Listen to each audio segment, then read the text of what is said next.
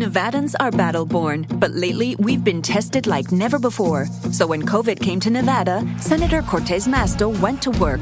She got loans for small businesses that saved 500,000 Nevada jobs and worked with President Biden to provide stimulus checks and tax cuts. Senator Cortez Masto got new funding to keep Nevada's first responders on the job, too. Call Senator Cortez Masto at 202-224-3542 and tell her to keep delivering relief for Nevada. Paid for by Majority Forward. Introducing Peacock, the new free streaming service from NBC Universal. It's hit movies, current shows, live sports, trending bits, and timeless hits. And that's why you can't not watch. Peacock. Watch for free, upgrade for more. Stream now at peacocktv.com. Law & Order SVU streaming now. Hello, everyone, and welcome to the Jeffrey Epstein Show. I'm your host, Bobbycapucci, and this is a morning update. What's up, everybody, and welcome to the program. First and foremost, I want to wish all of you moms out there a happy Mother's Day. Hope that all of you are hanging with the family, getting ready for some chow, lunch, breakfast, dinner, whatever it may be. Flowers all over the house, cards, all of that stuff, and more. Because I don't know if there's a harder job on the planet, folks, than being a mother.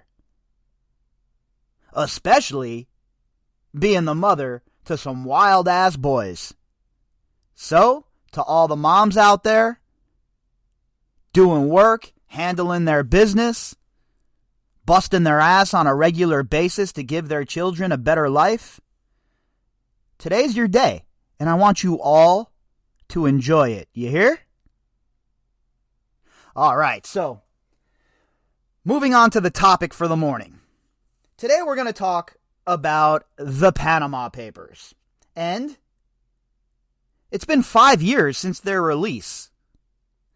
So what sort of resulting effects have come into play due to the Panama Papers release? And just how hard is it to stash $1 billion after the Panama Papers? Let's jump into this article from BloombergTax.com, and let's see what Jeff Blumenfeld has to say. Headline: Is it still as easy to hide $1 billion 5 years after the Panama Papers? The fifth anniversary of the Panama Papers scandal was April 3rd. Jeff Blumenfeld of Moneta Go asks if it's still easy to hide $1 billion and discusses the technology that may make it impossible to hide large amounts by the 10th anniversary of the Panama Papers. Now, this goes right into the vein of what we've been talking about, our ongoing conversation about the financial sector and especially Jeffrey Epstein's behavior within it. Now, Jeffrey Epstein was mentioned in the Panama Papers in connection to Mossack and Fonseca. So it's doubly important for the Jeffrey Epstein case to follow this thread. And just like the FinCEN files leak, the Panama Papers has been a treasure trove for those of us who are interested in curb stomping this money laundering and dark money problem. April 3rd this year marked 5 years since 11.5 million leaked documents detailing information from more than 214,000 offshore companies were brought into the public sphere in what is now known as the Panama Papers leak. Now, when this first happened, and these leaks first came out, it threw everything on its head. I mean, it really exposed a bunch of the so-called elite and their schemes to harbor money in tax havens, to hide money, and honestly, to launder money. Now, 5 years on, and against a backdrop of rapid digitization, it is crucial to ask whether the world has really learned that much from the Panama Papers, and to question how the measures in place to mitigate tax evasion have been strengthened, if at all. Now, we know that governments around the world have added some teeth to their regulations. and they have started to talk about going harder against money laundering. Now, you and we all know that talk is cheap, and these governments, these sitting bodies, they always like to run a lot of gum. They always like to talk a big game. But when it's time to swing the hammer, when it's time to really come down on these scumbags, well, a lot of times we're left wanting, right?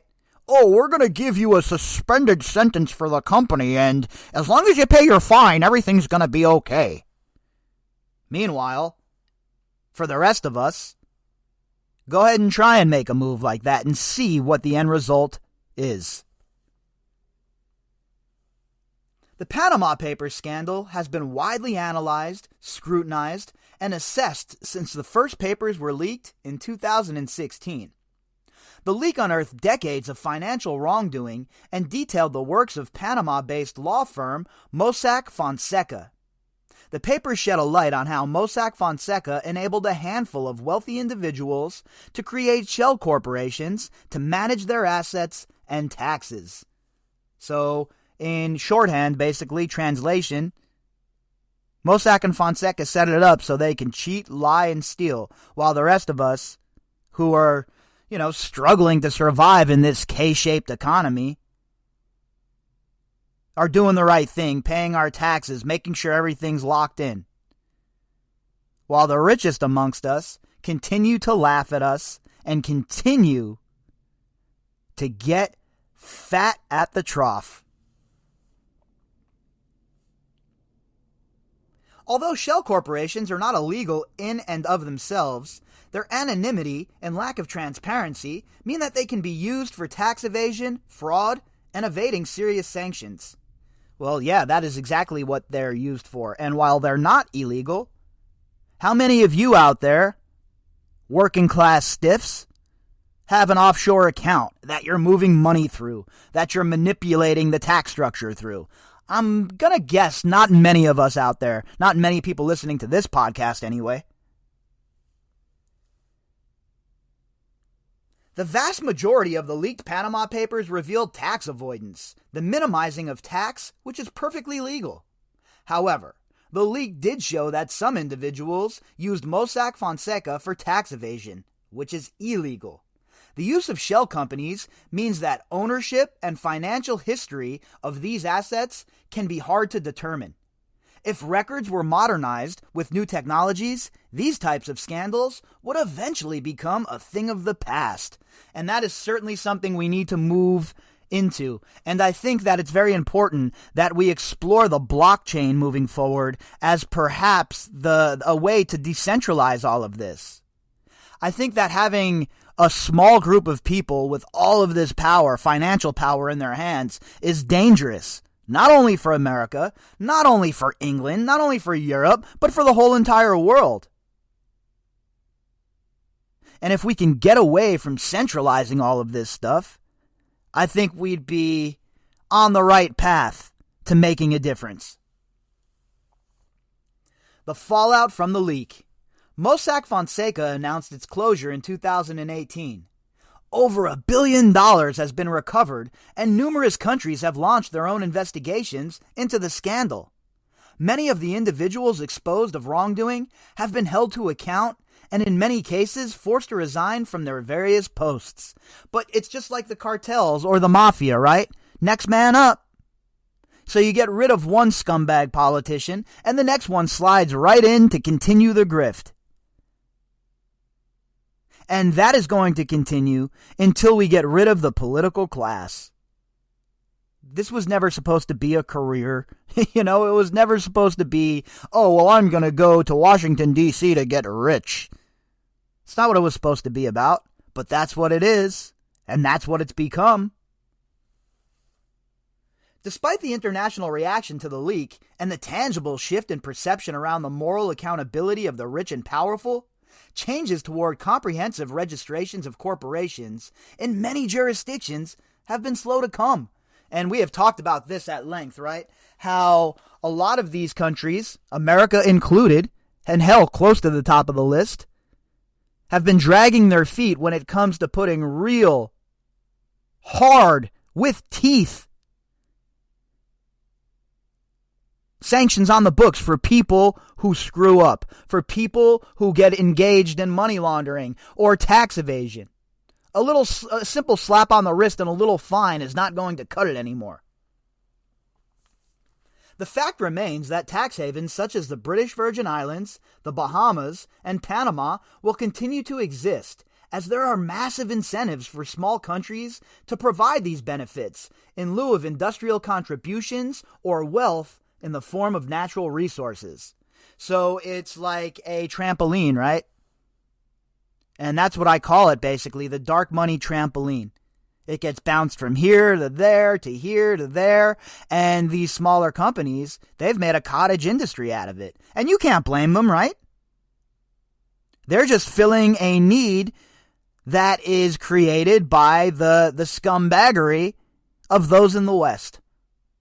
And unfortunately, that's just the way of it. We have to be very honest with ourselves, right? And you know how I feel about looking at other countries or in my neighbor's yard and crying about it being dirty when my own yard is a mess.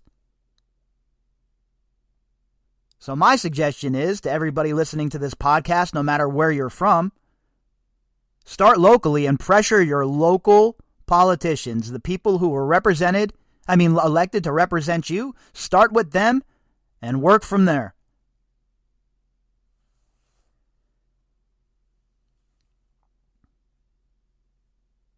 Until real international cooperation is achieved and technology is deployed to assist in that effort, the status quo is likely to prevail.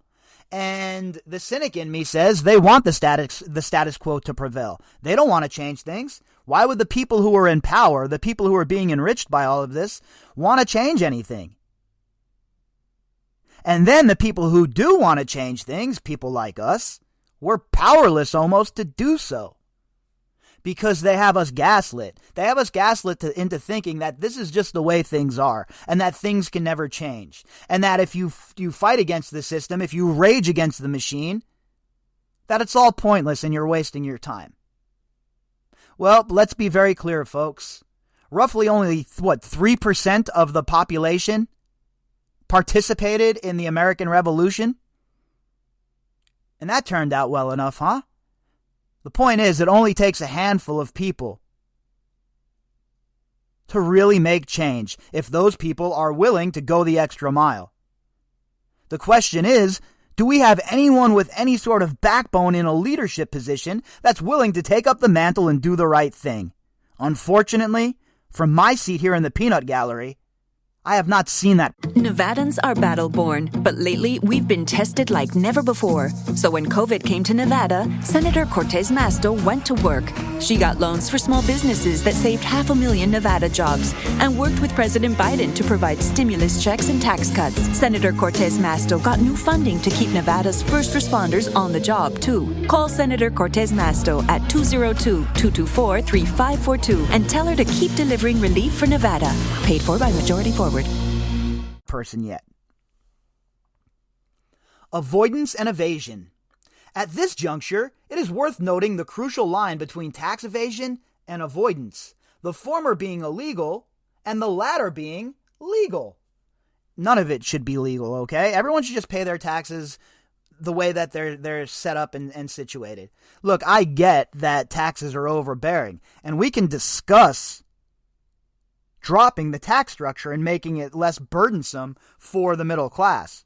But I don't want to hear shit about these crybaby uber rich people crying about their tax structure, okay? 36%, 39%, shut up, man. Shut up and pay it.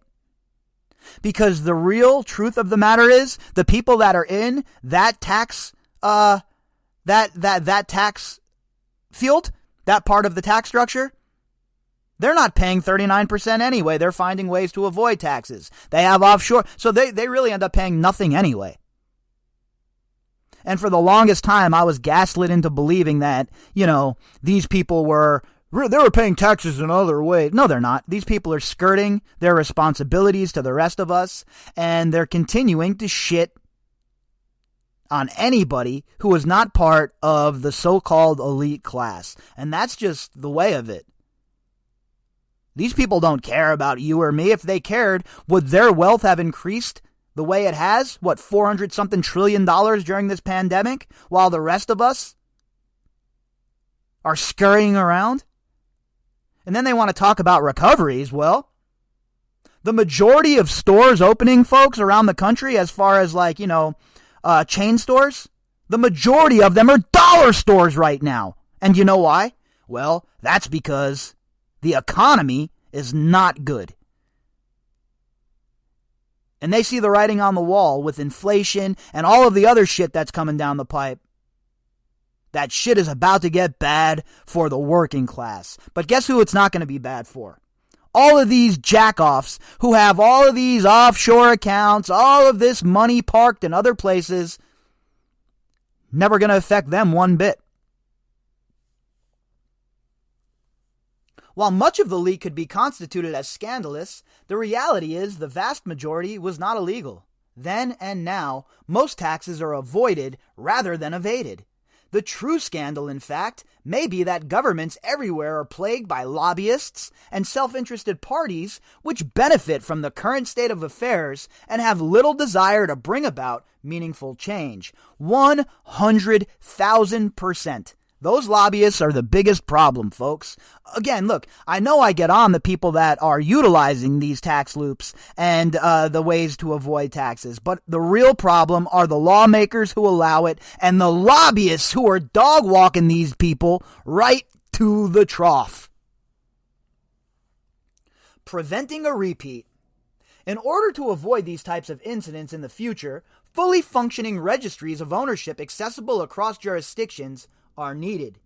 The key issues to be addressed are clearly around anonymity and transparency, the critical question being, who is the true owner of the underlying assets of any given company? I don't think that's too much to ask, right? Everybody knows everything these days. All right, you can't leave your house without the NSA collecting your data and knowing what you're up to. So I don't want to hear about, we don't want anyone to know who owns this company. Why not? What are you trying to hide? What are you trying to avoid? Oh, you trying not to pay your wife what you owe her? My man, pay up. Enough with the games. We need to have strict regulations and strict oversight of all of this offshore bullshit. By allowing individuals and companies to offshore their assets, Mossack Fonseca enabled over 200,000 shell companies to be used for both tax avoidance and evasion.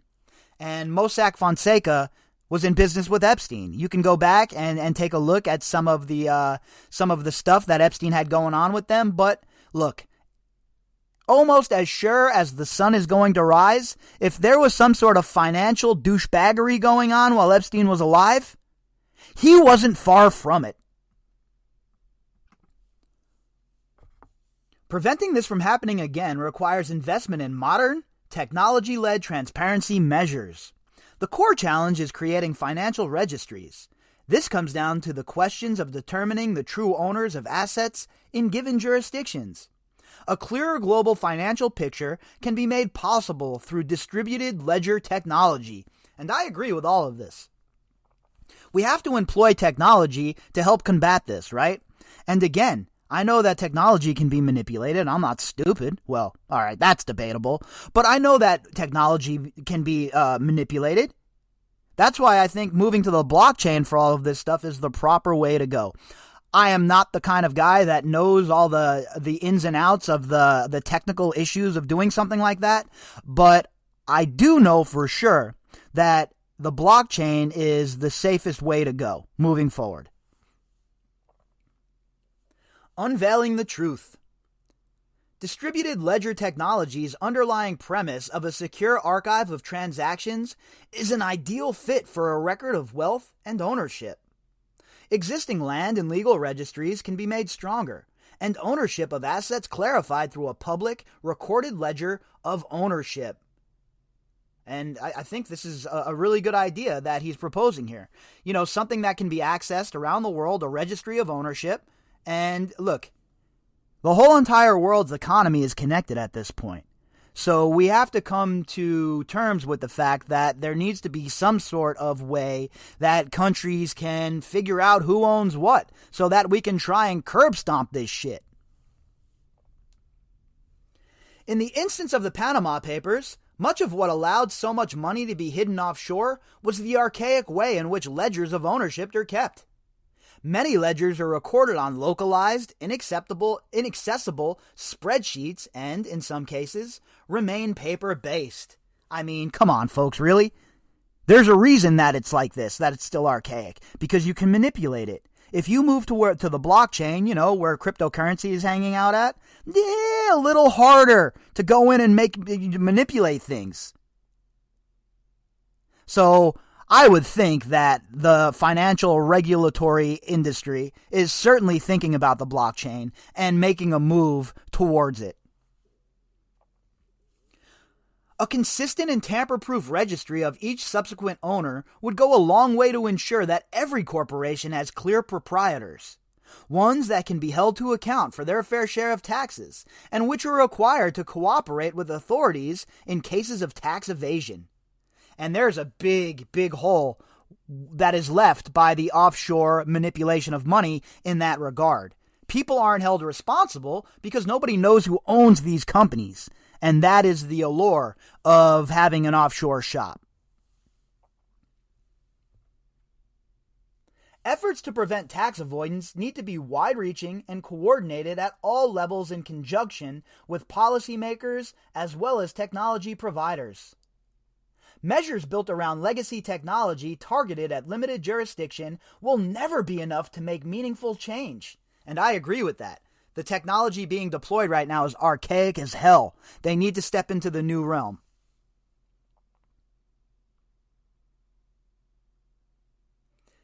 Distributed ledger technology has proven itself already with various real-world applications. Implemented in tandem with strong policies to help mitigate tax avoidance, these implementations have the potential to greatly improve society for all those honest taxpayers amongst us. So, again, he's talking about deploying technology, and I'm right there with him. I think that, like I was stating just a couple of seconds ago, that the obvious move is to go blockchain here. Preventing tax avoidance and tax evasion are both policy issues. The last 5 years have clearly shown us that addressing them will require new tools and new approaches. Investing in the technology that allows prevention to be practically applied is crucial. If innovative technology and policy are addressed simultaneously, then by the time we reach the 10th anniversary of the Panama Papers, we will be facing an entirely different landscape. One where it may well be impossible to easily hide billions of dollars. And if we get to that point, folks, a point where we have a system set up where these guys can't manipulate it as easily, well, we're going to be on the right path. Because the money laundering, the tax evasion, and all of the other stuff that goes with it, well, we've turned a blind eye to it for far too long. And from where I'm sitting, it's about time that these people are held accountable for their actions. If you'd like to contact me, you can do that at bobbycapucci@protonmail.com. That's BOBBYCAPUCCI at protonmail.com. You can also find me on Twitter at BOBBY_CAPUCCI. All of the links that go with this episode can be found in the description box. All right, folks, I hope you're all hanging out with your mom today and having a great time. As for me, I will be back tomorrow morning, and we will see what the hell is going on in the wild world of the Jeffrey Epstein case. Have a great day, everyone. Nevadans are battle-born, but lately we've been tested like never before. So when COVID came to Nevada, Senator Cortez Masto went to work. She got loans for small businesses that saved 500,000 Nevada jobs and worked with President Biden to provide stimulus checks and tax cuts. Senator Cortez Masto got new funding to keep Nevada's first responders on the job, too. Call Senator Cortez Masto at 202-224-3542 and tell her to keep delivering relief for Nevada. Paid for by Majority Forward. What makes McDonald's McCafe iced coffee so good? Is it the bold flavor? That splash of cream? Because you can get it just how you like it? Unsweetened or with your choice of caramel, French vanilla, or hazelnut flavored syrup? Or because all you have to do to get one is hit up the McDonald's drive-thru? Let's go with all of the above. When you're ready for a break, get a medium McCafe iced coffee for just $1.69. Ba-da-ba-ba-ba. Prices and participation may vary. Cannot be combined with any other offer or combo meal.